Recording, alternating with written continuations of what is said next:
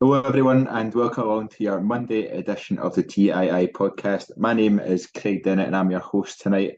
And I'm joined by what will be many people's Halloween nightmare, and Reese Cochrane. How you doing, Reese? I'm good, thanks, Craig. How are you? Sorry Yeah, about the delay as well, guys. I was out trick or treating. still got his mask on. Yeah. Um, Thanks very much for joining us, Reese, as we look ahead to what is going to be another big night in the Champions League for Rangers at Ibrox, and one I think that everyone kind of thought would be our best chance of getting any points at all in this tough group that we are facing. We'll look ahead over the next 30 minutes or so to that game. We'll discuss a wee bit about the campaign overall, kind of assess where that leaves us going forward, and have a look at expectations as fans overall, and where they might have been after the PSV win versus where they are now, and kind of take it from there. So, Reese, first of all, just wanted to sort of touch on how you felt at various points in this campaign.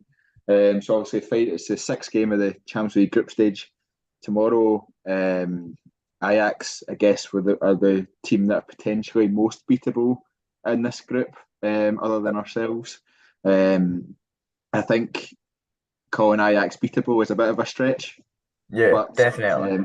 given the group we're in, I guess that's where we find ourselves. I wanted to get your feelings at a few points in this group stage. So, firstly, your feelings about the squad, about our chances in the Champions League group stage when we beat PSV away from home. Then your feelings when the draw was made, so when you knew who we had in the various different places we had to go, and then kind of your feelings now about the team and where Rangers as a whole are as a club in terms of being able to fit on the Champions League stage once again.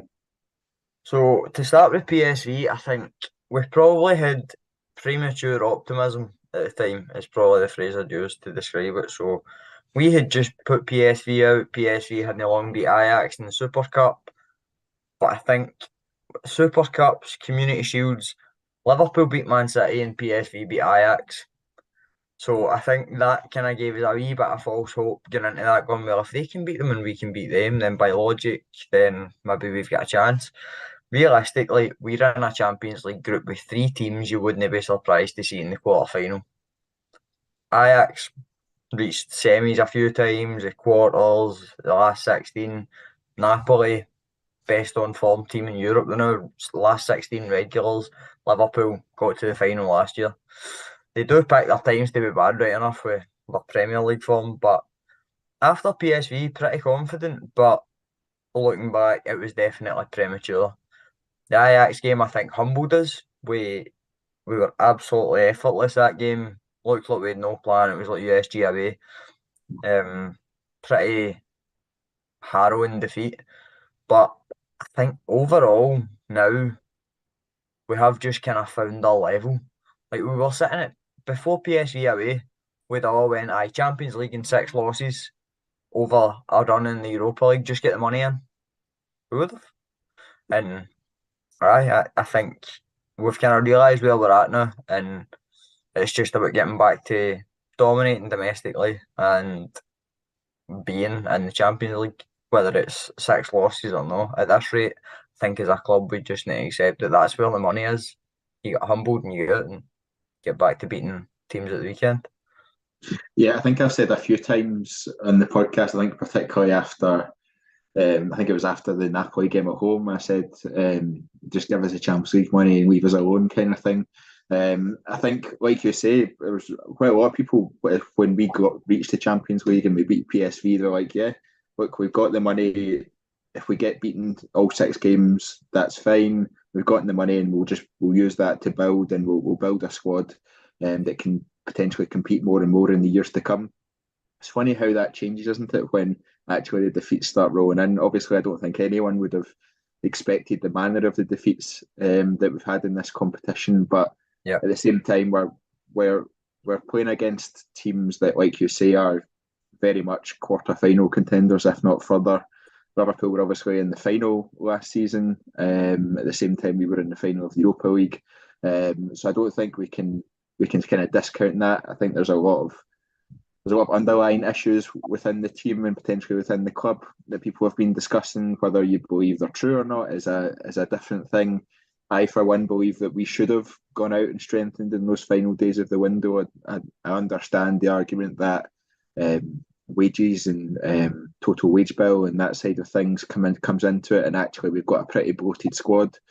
Although we do have, I think it's something like 14 injuries in the first team or something like that at the moment, and we'll come on to talking about injuries a bit as we preview tomorrow's game. But yeah, I think you used the word humbled, Reese, and I think that's very much an apt description of where we are. And I think just the deterioration of the squad over the last few weeks, and almost the deterioration of their confidence as well, has been it's been difficult to watch and difficult to see. But yeah, I think tomorrow I was optimistic, maybe not so optimistic anymore. I'll come on to reasons why for that. But I do think it still gives us our best chance. But we'll come on to that in a bit. I think one of the main things that's come out of the Champions League run is actually how it has changed or cemented people's views towards Giovanni van Bronckhorst, and believing that he's not fit, or he doesn't have a main plan to take Rangers forward in a way that can see us A, compete on this stage, and B, really take us towards another league title. Would you say that's fair or unfair that the Champions League results are kind of impacting people's views like that? I know our very own Scott Patterson says the Rangers managers are assessed on the big games, and the big games are again in the Champions League, in Europe, and against Celtic and in cup finals. I agree with that to an extent. I think that's quite an old school mentality. But do you think it's fair that Gio is assessed so harshly considering the group that we've been in? No. Like, to put it bluntly, no. I think it's a tough group, and there was a few takes from it that I think have nailed it. I think Simon Jordan nailed it on TalkSport, saying that, we're just happy to be there. There's absolutely no pride in somebody across the city going, "Oh, we lost better than yous." Like, that is what people inevitably will refer to, and Rangers fans will, because that's the direct competition in our eyes. But I honestly don't think the blame's with Gio at this point. I think he's maximised most players in the squad. A lot of players in the squad have been woeful this season, it's got to be said. But it's a bit like if you give a chef rotten ingredients but demand a high quality meal of them. Do you know what I mean? For me, the blame lies at recruitment. Like you say, I think the blame is lying at recruitment, and hopefully that's where we see change and challenge going forward. You hear of competitors, we'll call them, already lining up deals in January and stuff like that, because they've got a set vision and alignment and know where they're going. They know what characteristics and talents they want. They know the markets they're shopping in. Whereas I don't think Rangers do, other than injured old players who are going to break down after about 40 minutes. I don't think Rangers have got much of a recruitment policy. And quite frankly, half the squad that Gio's got, it reminds me a bit of Ronnie Dyler's Celtic teams. Like, they were all right domestically. They would probably get by domestically if the other team wasn't there, like Celtic did at the time. But in Europe, found out. Yeah, I think they could do many pods, and will do many pods. I suggest or guess during the World Cup break about how Rangers squad is set up, where I guess we all expected a big summer overhaul during the summer. It kind of came, kind of didn't. We actually brought in quite a few players, but it didn't quite happen in the areas we expected it to, particularly sort of wide right, goalkeeper, those kind of areas that we expected to change, and central midfield as well. But we did think Matondo was going to be that right winger, and evidently he's just proved not to be at that level. Whether he is in the future, I don't know, but I highly doubt it. As nice a guy he is, but I don't think he's going to be at that level. But we all did think, Matondo's the right winger, right? Cool. He's what I think we all perceive to be the Aribo replacement, because he plays in a similar position. absolutely no way he's the same kind of footballer, not even the same style, build, anything like that. But because of the position, we thought, aye, maybe. But nah, for me, I think we seem to just be in a bit of a cycle at the minute of doing all right, getting an absolute hammering somewhere down the line, whether it be at Celtic Park or in Europe, and having to learn from it, and then coming back and showing a reaction, and then just simmering again. So, aye, I think something's got to change. The manager can't just keep putting a rocket inside them to get them to last for another couple of games till we get some shock.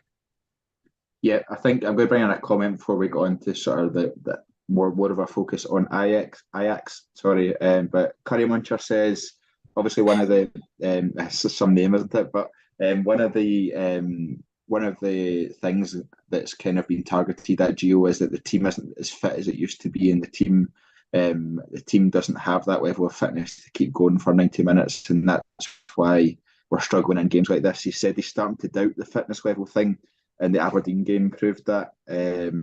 He puts it down to effort and desire. Where did you land on that one?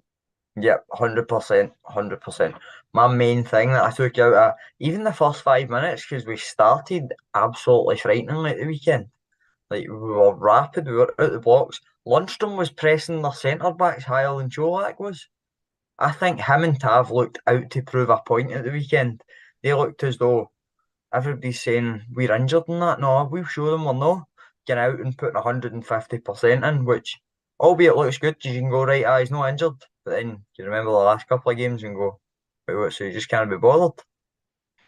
Is that what it was? I think he's 100% right. And what is a great name, Curry Muncher. I think he's nailed it, because it did just look to be that they can switch it on at the weekend. Whether or not they've done something different in the lead up, it might just be they have needed that rocket midweek. Who knows? But aye, much improved, and hopefully, although I don't expect it to be, this is the way it continues moving forward. Yeah, I think it did seem like a weight was kind of lifted off the shoulders, albeit that Ibrox, especially around where I was in the club deck, was turning a bit toxic after Aberdeen scored. It was very much Yep. turning against the team, and I think it was really positive that we scored just 6 minutes after Aberdeen did, and that really helped with the atmosphere. And then everyone was right behind the team after that. I think if we move on to Ajax, Ajax in that first game, they kind of blew us away in the first half of that first game. Just their pace, their movement, we didn't seem to be able to know where to look or where to follow them, or how to even barely get a touch on the ball outside their own half. What do we need to do tomorrow, do you think, to avoid a similar setup, a similar game sort of pattern? Being nasty is perhaps childish as that might seem, but you've just got to be out there, and it's a bit like Mourinho said. I'll not quote the word because we'll probably get banned, but he said you need to be a bunch of three next Tuesdays.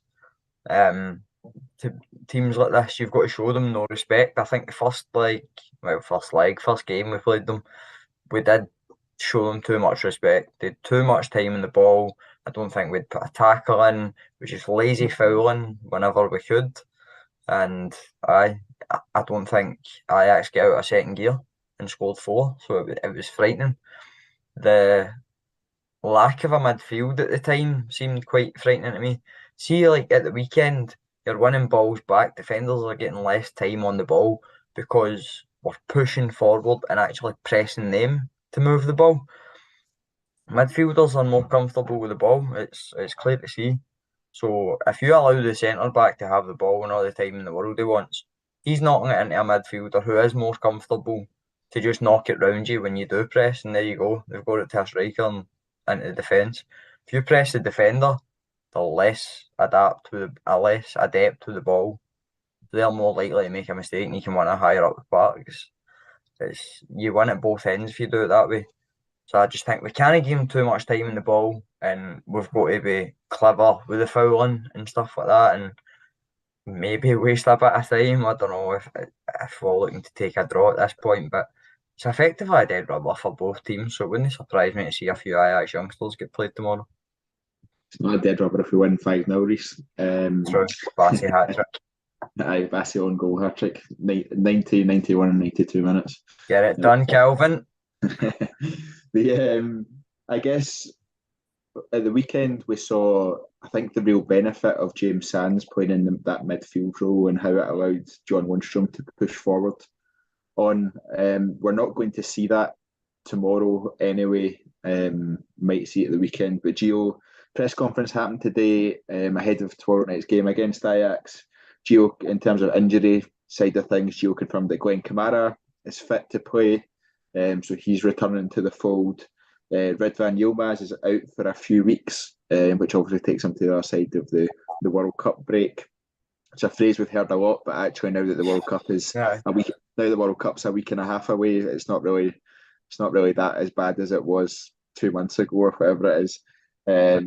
So, but he's out till then after what was a really unfortunate injury. It was just a sign of our luck, I guess, on that front of things when he blocked across and looks like he pulled a hamstring or tore a hamstring, something along those kind of lines. And then Ben Davies went off at half-time at the weekend. Gio said today that tomorrow is too soon, but he'll hopefully be available for the weekend. And we'll come on to the start lineups towards the end, Reece, but looks as though we may have a central defensive partnership of Leon King and James Sands taking on Ajax, which is just mind-blowing, but it is how it is. I don't know. We'll come on to that. We'll come on to that in a wee bit. You can have a wee think about that one, but we'll come on to that in a wee bit. One of the other points Gio made in the press conference was that, and I don't think we can disagree with this, but actually there's a second half to it, that our second part to the point that we can disagree with. He says, we've performed well for 60 to 65 minutes at Ibrox versus Napoli and Liverpool. We need to find our level for 90 minutes. Now, I agree with that to an extent. Napoli, we were very much in that game. Napoli were creating chances, but not really clear-cut ones. And I felt we were in that game until Sands sending off. Yep. Liverpool was a completely different story. We were in that game for 60, 65 minutes, but I have never seen a bigger drop-off in a single game than in that one. Part of that can be put down to the fact that they went on and brought Thiago Alcantara, Mo Salah, Diogo Jota all on from the bench at 70 minutes. That's fair enough. World-class players, can't argue with that, but the lack of effort and desire, like your man Curry Mancher said earlier on, is just unacceptable. Do you have confidence that we can try and find that full performance? Yeah, we've seen it at the weekend. You're playing in the same pitch for the same length of time. Aye, it's higher quality opposition, but it's our performance we're talking about. It's not about how much you're going to get punished. And quite frankly, Aberdeen's goal aside, I don't remember them having that many chances. Leon King was left one-on-one a bit more than I would like him to be this game. But hopefully that's something they've done in the debrief and the analysis for this one. I think we've just got to make sure our performance is there, give ourselves the best chance we have and see where it takes us, because you wouldn't be surprised to lose. You can't really... It sounds daft to say that there's no that much of a difference in how you approach Ajax and how you approach Aberdeen, but both games are at Ibrox, and when we've got the ball and when they've got the ball, it should be the same mentality. When we've got the ball, right, put it forward, aggressive, try and play with a quick tempo. When they've got the ball, we press as high as we can, because I don't really think there's much danger of them getting in behind. And famous last words to that one. And I think your point about Aberdeen and Ajax, obviously they're completely different levels of team and completely even the pace and general technical skill are light years apart. But I think where we found joy at the weekend against Aberdeen was because they did come out and try and play against us, and they opened up and they created spaces, which in theory, I don't even think in theory, Ajax will definitely do that. Ajax will come out and play against us. I don't think Ajax will sit back and defend and try and hit us in the counter-attack. Ajax will go for us. And I think that it's all about the confidence of our players at that point and being brave on the ball. And we saw how they can play in between those lines and in between those spaces at the weekend, and we saw how Cholak can drop deep and sort of control that play and dictate the play when he needs to, but also make it into the box. We saw how guys like Lundstrom, who I know is suspended tomorrow night after that stupid booking. Last week's had quite a lot of stupid bookings this year, to be fair. But I think the opportunity is there for us to at least try and show a bit of promise and play a bit of football. But my concern is that we just get absolutely smothered by their press and we struggle to get out again. How do we try and counteract that? How do we try and make sure that doesn't happen? So I don't think the way Ajax set up will be too dissimilar to Aberdeen's. If you think of Aberdeen playing five at the back at the weekend, when they had the ball, it was a back three with two wing backs pushing forward. The three at the back effectively were pretty wide. But when Ajax get the ball, they'll build out for the back. You know how Ajax are going to play. It's classic kind of total football, but they'll have a six who will drop deep to receive it in the middle. The fullbacks will push on. So you'll have that three again with the fullbacks pushing on. It's where and when we win the ball is key. Because don't get me wrong, Ajax's fullbacks will get back a hell of a lot quicker than Aberdeen's will. And Ajax's defenders, who are already back, will be levels above Aberdeen. But it's the same kind of numerical setup. It's the same 2v1s, 1v2s, whatever you're going to have going forward in the transitions. But I don't think Ajax traditionally press high for the front. I don't. I think they're very adept at keeping the ball. They'll retain it for God knows how long. More sideways passes in a game of rugby, but when they've not got the ball, they're quite conservative. Ajax, they'll hold their shape. They'll sit pretty narrow sometimes, and then when the ball goes out, they'll quite often go 1-for-1 in the wide areas. The wingers occasionally will track back, but it's a bit like Gerrard was. When we were under Gerrard, it was that quite narrow 4-3-3. Brian Brobby, rather, I don't see running in behind too often. I think he's very much a come deep and link. They'll be a bit like Celtic with the cutbacks and stuff, but I don't see them being as high tempo pressing as what we might have seen previously. But they will retain a lot of the ball. It might feel like a home game for them, to be honest, in terms of how the actual game pans out. But just need to wait and see. Yeah, I very much think it's when we get the ball, make sure we take care of it, make sure we move at pace, and make sure we try and hit them when they're out of their shape. Because when they are in their shape, they will be incredibly difficult to break down. Spoke a bit about injuries earlier. Obviously, 14 players out of the first team injured at the moment. Just some of those: Ben Davies, Ridvan Yilmaz, Connor Goldson, Philip Hollander, John Suter, Tom Lawrence, Yanis Hadji, Kamar Roof, Ryan Jack. That's some list of players, isn't it, Reese? I've heard a lot. I've heard a three lot. best centre backs. Exactly. I've heard a lot of people almost when in the last couple of weeks when the knives have been out for Gio, saying that we have to disregard injuries because they happen to everyone. I don't think you can disregard a list like that, especially a team at our level in terms of monetary investment and that side of things. When you have that many of your first team starters, I guess, out of the picture because of injury, you don't think you can do that. I think any team would struggle with that number of injuries. Do you not? Yeah, we have a very imbalanced squad in terms of quality. Like the drop off in starting positions for us is pretty huge in most cases. If you drop Tav, who's your right back?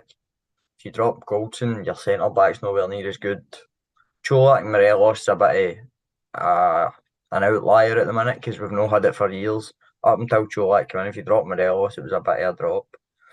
Same with Kent now. If Kent goes, you've got the most uninspiring list of wingers that could potentially come in. You know, midfield, arguably the same. But I think we've almost had like the Korea team taken out there. There's certainly key players in it. Like we were talking earlier about how Sands allowed Lundstrom to go and press at the weekend. Kamara can do that. And I think in Europe, it's probably key that we have somebody doing it. Because for me, I think you could have James Sands at centre back domestically. You couldn't. I wouldn't want him in centre midfield. I think for the job he does in centre midfield, you could have Davis there. Stephen Davis could do that. But in Europe, Davis might get found out for his mobility, where you would then have Kamara. But Kamara's injured, and if you've got to put Sands at centre back, then who do you play in midfield with Lundstram? He's got to sit as that holder because you've no fit centre backs either. Kamara is back tomorrow. Gio confirmed that, but Lundstrom's obviously out because he's suspended. Is he likely to start coming in for the cold after quite a while out? Might have to. Must maybe. Aye, we might be at that point, aye. Because I think if you, I dread looking at a midfield of an O'Conn starting 11 shortly. We'll take a wee look at Ajax's sort of key players in a second, but I dread turning up to the game tomorrow at Ibrox and seeing a midfield of Stephen Davis, Malik Tillman and Scott Arfield. The thought of that just gets me so down. I think there are certain games where potentially that could work. The Champions League is not the place for that kind of setup. Would you agree? Yeah, definitely. I think we just look like we've got too many players at the minute who can either turn it on or turn it off in terms of effort. I think Tillman at the weekend, honestly, first half. He's a completely different player. First half, he was like horrendous. And then second half, he just I disagree with that. No horrendous, but first half, he looked lethargic. He wasn't really. He was one of the players basically. See when the fans are turning, you're pointing at him and going, "What's he doing?" Like he's not doing anything. You should put whoever on because we all think anybody off the bench is automatically 10 times better. But I think second half he did show he can get to levels above, and he just gets that. He's got a technical ability that I don't think many other players in the squad have got. Seems to be a bit like what Aribo might have been like to begin with, but yeah, I think that's part of the frustration with Tillman is we know how good he can be, we can see how good he can be, we can see his first touch, we can see all that sort of stuff. Just not showing it off often enough as yet between the PSV game and now. And John Lundstram was, I think it was in his press conference post Aberdeen where he said that Malik Tillman's one of the most talented youngsters he's ever seen. Which I guess for a 20-year-old come from Bayern Munich, you would expect him to get up that level. He just needs to show it a bit more. Aye, and let's not forget John Lundstram spent most of his career at the likes of Sheffield United, and I can't remember who else it was. He was in League Two, but aye, if it had come from somebody who had spent their career at an English top flight team rather than kind of battling their way through the leagues, but I do respect the point. Aye, he does look a good young player. It's just is the mindset there, and how often can he turn it on? Because I did beat Aribo with the same stick at the start of his time at Rangers as well. I thought he doesn't look interested. People still often say that about Aribo. He's one of the players. He looks horrendous when things are going badly, and he looks brilliant when things are going well. So it's a sacrifice you might need to take, especially with this amount of injuries. I think that's a fair point, and quite a good description actually. Right, let's look at Ajax very quickly. I think they've had a similarly tough time to us in the group, to be honest. If to take away the game against us in the first game of the group stage, they've struggled massively as well. I think they were quite unlucky to lose at Anfield, to be fair, but then they were humbled at home to Liverpool. And Napoli put 10 goals past them in 2 games. Albeit Ajax scored. I think Ajax scored 5 in that, but I think it was 4-1 and 6-4 they lost to Napoli. So they've had a similarly tough run at it. Do you think that they'll be on their guard a wee bit tomorrow, or do you think it'll just be a free-flowing game? They'll just kind of assume that they're through into the Europa League? I think there might be a bit of both, as easy and cliche as that is to say. I think the defence will probably be pretty solid. It'll be what you would expect. You'll see the likes of Bassey, Blind. Wouldn't surprise me if Timber starts as well, but I think he'll probably be sacrificed if they're comfortable. You'll probably get a few kind of fringe players thrown in as well. The guys who maybe only there. Hatteren, I think, the guy at Sunderland for Juventus might play. But yeah, I think it's probably coming through in this pod that I've got an affinity for both teams. Rangers obviously primarily, but I think Ajax will just they'll know they're through, but they'll not want to show themselves up on a European stage. So it'll just be second gear probably, and at worst they'll probably take a draw. But I think they probably will be solid at the back and a bit more experimental going forward. Yeah, we spoke a wee bit just there about the struggles that Ajax have had in the group, similar to ourselves. Mohamed Kudus has been one that I think has lit up the group Yeah. stage a bit. I personally hadn't heard of him before this group stage, but he seems to score at pretty much every single game for Ajax, and his pace. We saw how deadly that can be, and his touch on the ball and his quick feet. It was just they were all incredible against us in that first game. He's definitely a player we'll need to watch out for tomorrow, isn't he? Yeah, I think Kudus, just to paint the picture, in the summer he was frustrated because he wasn't getting used at Ajax. He wasn't getting minutes. He felt his potential was greater than what he's been allowed to show, and I think he's been proven right, to be fair. Schroeder wouldn't let him go. He thought he was vital. It looked up until about 2 days before that if Ajax could get Hakim Ziyech back, then he would be one to go, as well as Anthony. They wanted to hold on to Anthony. Thought Kudus could go if we get Ziyech back, but and at the time he was getting spoken about going to Everton on loan. Like that would have been like I don't know, Coutinho going to Villa or something if it actually worked out. But he's been great in the group stages himself. I'd say probably Steven Berghuis is probably one to watch out for as well tomorrow. Off the top of my head, Edson Alvarez, you're guaranteed he's getting a card. Stuff. And I think it had Dusan Tadic as well, obviously, who captains the team. I think he's not been as good this season as he has been in previous seasons, but we know he's a dangerous player and he's got that world class strike in him as well.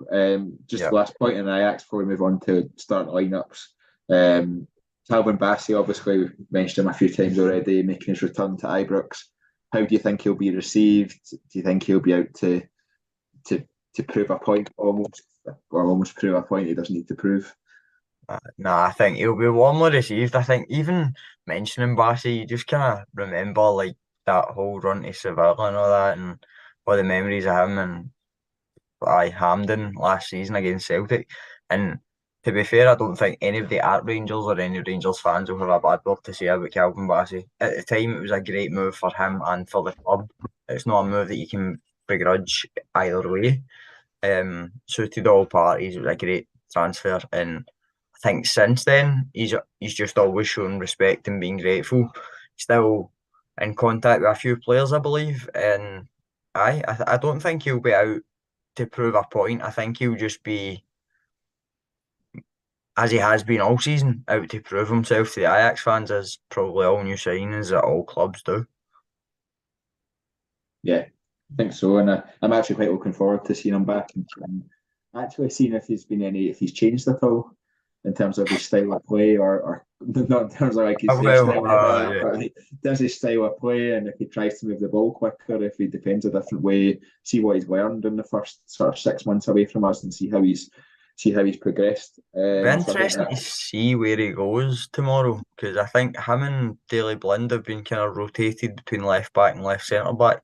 Personally, I think it makes more sense to have him at centre back, but I understand it has been found out a couple of times in the case of a red card and stuff at Ajax. So it'll be interesting to see where he goes for there. But I think stylistically, not much has changed. He'll be one of the fastest players in the Eredivisie. No doubt about it, but hopefully he's kind of progressing technically, because I think we've got a sell-on clause, maybe. I don't know, I think you'd like to assume we have, but you can never really assume with Rangers. no. So looking at starting lineups, we're over the sort of regular half hour we do on the Monday bulletins. Looking at starting lineup for Rangers, we are down to bare bones. How do you see us lining up tomorrow? Very thinly and probably underwhelmingly. But I think it'll be McGregor in goals. I think, honestly, see if you've been at the games, McGregor is somebody I would love to see mic'd up and to be a manager, although I think it would just be bleeps all the time, so you probably wouldn't get much out of it unless it was after 9 o'clock. And you just see all the things that you would lose with McLaughlin in goals. Do you know what I mean? He's such a leader. He doesn't give Borna a minute. He absolutely bullies Barisic. I don't know what it is, but he's constantly on his case. Constantly marshalling the defence from behind. Back four, I'd expect to be Tav, King, Sands, Barisic. I think that's all we've got left at the minute, which might suit us because, as I say, I don't expect Ajax to be high pressing for the front, and I would rather have James Sands at the centre of defence, able to pick passes like the same way that a midfielder could, especially if they're not going to be pressing high up the park. You're probably not going to need somebody with pace to get the recovery runs in the way Bassey and Balogun would have done last season for Goldson, whereas Goldson could play the ball. So if teams are sitting off you, you can play it like a midfielder would for centre back if you get Sands there, so I'm not too worried about that. Midfield, if Kamara's fit and starts, it's maybe a risk, and I think we would be in uproar if he did start and have to come off injured. Stephen Davis, I think, maybe would do a job in what I expect to be possibly a low tempo game. I can't even think who else we've got at the minute. Tillman. I think you are looking at Kamara, Davis, Tillman, Arfield are really the four that you got to choose from. So Arfield may be a shout to give you a bit of energy in there, especially if they start well, because I don't think they'll finish as strongly as they do start. And then you've got the likes of Cholak up front, Kent on the left-hand side, and as I said, the right-hand side is pretty uninspiring. You've got Wright, you could maybe shift Arfield there if you bring a midfielder on later on, or Sakala. In fact, Sakala played brilliant at the weekend. It would be Sakala, Cholak, Kent, Davis, Arfield, Tillman for me. And the back four that we already discussed. yeah, I think I'd have to agree with that one. I think I don't really see any alternatives. Really, to be honest, I think it's just a case of getting through tomorrow night and taking stock after that, and I guess seeing where we go from there and look ahead to next season, and we'll obviously have the same challenges again where we're trying to qualify for the Champions League and get that money, and hopefully as a squad we'll be more experienced, we'll be better prepared, and yeah, hopefully a slightly easier group as well. I mean, hopefully we don't need to qualify, but I can't see that happening either. Yeah, that's a whole different story, and it is only 4 points at this stage of the season. So, Reese, thank you very much for joining us. No problem. Enjoy that, and it'll be split loyalties and all that, but I'm glad to see Calvin Bassey will be back. And I don't finish work till 8, so I'll be sprinting it for the subway to Ibrox. Well, I don't know if I'm looking forward to the game tomorrow night or not, but it is a Champions League game at Ibrox, so I'm sure by the time kickoff comes, I will be fully into the swing of it and looking for a Rangers win. Thank you very much, everyone, for listening and joining us. We'll be back tomorrow night, probably about an hour after full time, with our instant post-match reaction. We'll also be live on Wednesday at 7 o'clock and Friday at 7 o'clock with the rest of the midweek bulletins, as well as Sunday at 8 o'clock. All it's left to do is to ask you to remember to subscribe to the TII YouTube channel. Remember to click the on the notifications button, and you'll get an email every single time we go live. Thank you very much for listening. Until next time, goodbye.